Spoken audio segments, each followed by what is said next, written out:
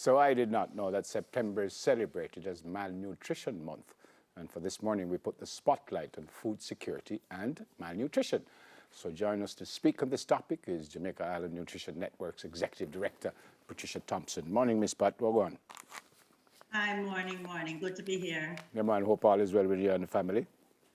Oh, yes, thank you. I did not know about Malnutrition Month. How long have we been celebrating this and what happens during the month to highlight this? Yes, I think this is the second year internationally, and it came kind of to the fore this year, I think because of the COVID virus and the impact this is having on the whole population at large. So the international community, as I said, sent out the notification for us to ensure that we promote the nutrition cause of malnutrition and especially food security. As far as you know, what is it like in Jamaica? I know we have people who are unfortunately. Well, first, let me clarify. Yes, let me clarify what malnutrition is. Malnutrition is really bad nutrition, poor nutrition, or more correctly, inappropriate nutrition. In other words, for your situation, your nutrition is inappropriate.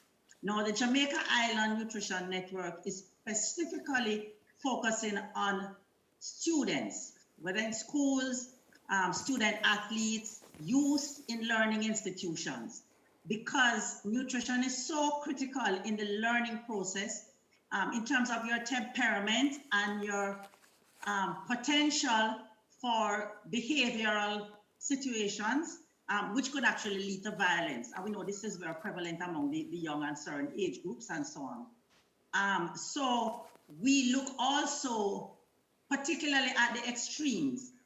Now, the government has brought a focus to obesity, which is overweight, and the situations that are associated with that, the nutrition-related chronic diseases, diabetes, hypertension, heart disease, and so on. And we have taken the focus away from the other extreme, which is underweight and undernutrition, because it used to be prevalent in the under 5 age group.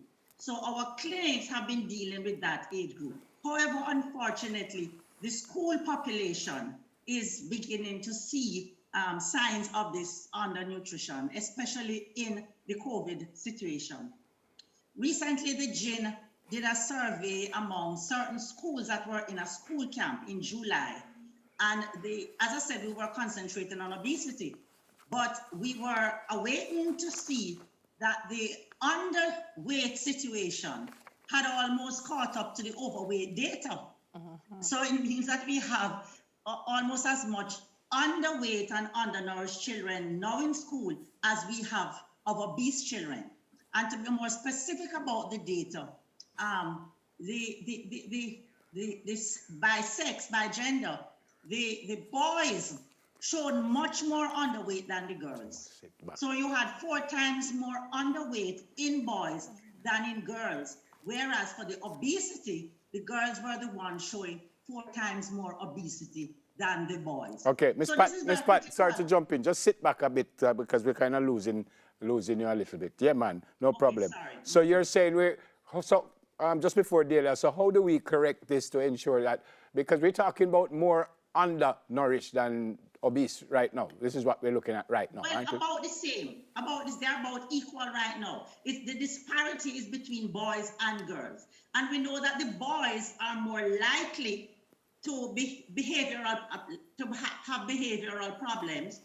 And hence, this is why the summer camp was held by the Ministry of National Security to prepare these youngsters in grades 5 and 6 to move on to secondary school, which is where they tended to be joining gangs and getting out of school involvement. All right, so we have a couple of tips, Ms. Pat, about how to stave off malnutrition, particularly as the children are not going to be home.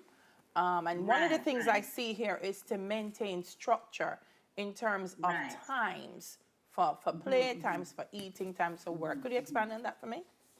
Okay, before I even get into the households, I need to look at the interventions at the more national level. So For the school children, we know they are home, they are missing their usual meals, whether breakfast, lunch that they get at school. And so parents are challenged with that because that's not something they are used to.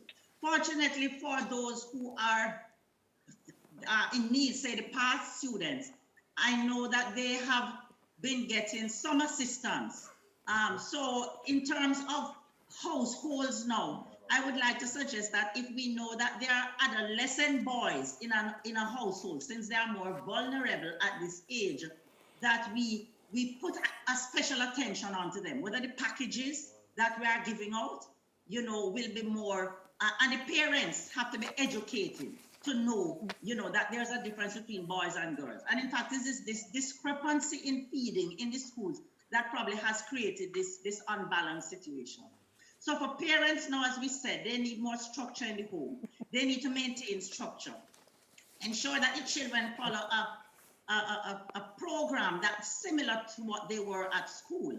So you have a time to eat, you have a time to play, exercise, you have a time to study, you have a time to sleep. Don't just let it be a free-for-all. So this is a homeschool situation, which the government is encouraging. But the homeschool cannot just be for study. It has to be for all aspects of hygiene behavior, so to speak. Right. The other thing is mothers have to pre-plan ahead meals. You can't just wait until it's time to eat and the children say are hungry to give them any little what left in the house. You have to pre-plan your meals. You have to pre-plan your snacks, because invariably what happens is the mother is not ready with a meal, and so the children are given all kind of little tidbits, things to eat. And when the meal is ready, now they give them the meals again. And by this time, the children are full. It even happens in the school environment. So the children will not benefit from a total nourishment, so to speak. So then you get deficiencies coming up, not just the underweight and the overweight now, but in a broad spectrum, we look at a whole set of deficiencies, iron deficiency, calcium deficiency, and so on, that will impact the children's growth and development. Okay? So parents need to take a lot of effort there. Have the children sit down and relax. Enjoy the meals, and this goes for adults too, because adults are missing out on the meals that they used to get at work. We have data to show that 98% of adults in the workplace depend on the cafeteria at work, and this is no longer there. So this puts a strain on the budget for the household.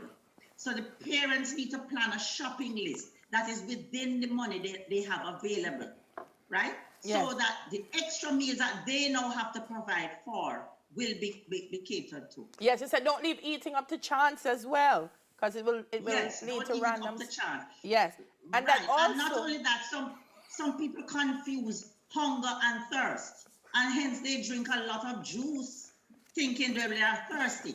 Juice is a food, okay? It's not water.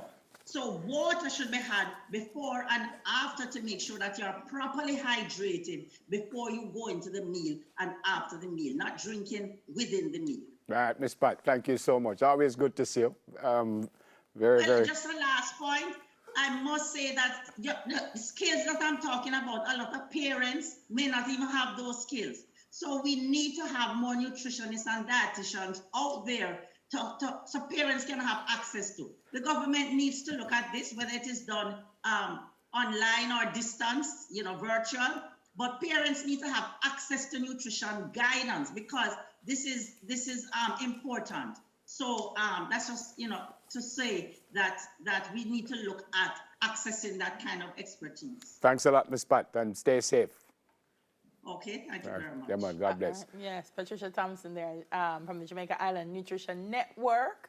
She's their executive director, speaking to us as we recognize Malnutrition Month. That's 10 Minutes to Your Health. We'll do it again next Thursday.